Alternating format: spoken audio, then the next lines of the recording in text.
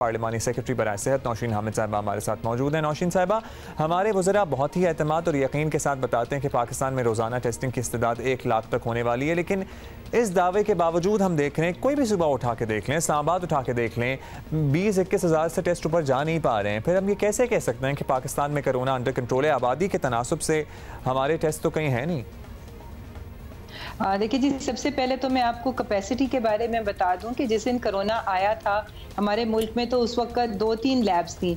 आज उन लैब्स की तादाद 130 तक बढ़ चुकी हुई है और उस वक्त कुछ 100 में 400 के करीब कोई टेस्ट होते थे और आज जो है आप देख रहे हैं कि हज़ारों में 30,000 तक जो हैं वो टेस्ट आज पाकिस्तान में हो रहे हैं। तो हमारी कैपेसिटी से मतलब ये है कि अब हमारे पास इनफ नंबर ऑफ लैब्स भी मौजूद हैं और डायग्नोस्टिक किट्स भी मौजूद हैं, मगर इन चीज़ों को यूटिलाइज करने के लिए एक टेक्निकल स्टाफ जो होता है उसकी भी बहुत ज़रूरत होती है।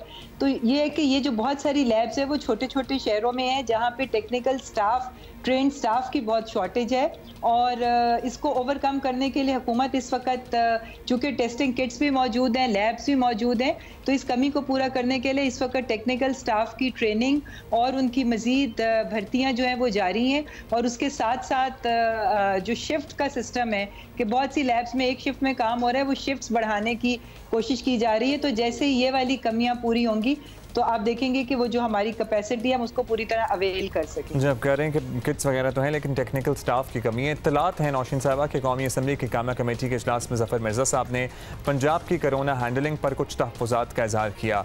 असद उमर को ऐसी शिकायत सिंध से हैं। अब इन पॉलिसीज़ में क्या कमी है, कहाँ कमी है कि इन लोगों ने वफाकी हुकूमत की बातें नहीं मानी क्या, या फिर यहाँ अवाम SOPs पर अमल नहीं कर रहे हैं, या कहीं और कोई कोताही हो रही है?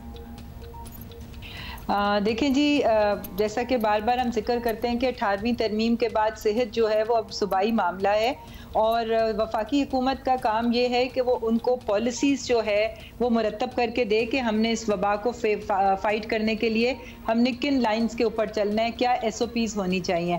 तो वफाकी हुकूमत ने जो SOPs या जो लॉकडाउन का सिस्टम या जिस तरीके से एक जो एडवाइजरीज जारी की थी उसके ऊपर अब अमल दरामद कराना जो है वो सूबों का काम था।